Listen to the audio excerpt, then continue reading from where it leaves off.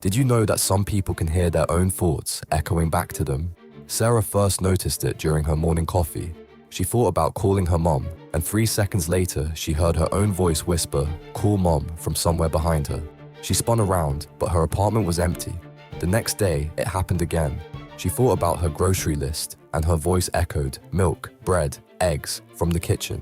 Sarah convinced herself she was just tired from work stress, but then she started hearing thoughts she didn't remember thinking. Dark thoughts, violent thoughts.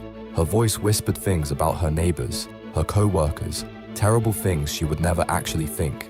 The echoes got louder each day, coming faster, overlapping until her apartment filled with a chorus of her own voice saying horrible things. Sarah finally realized the truth when she found the hidden cameras.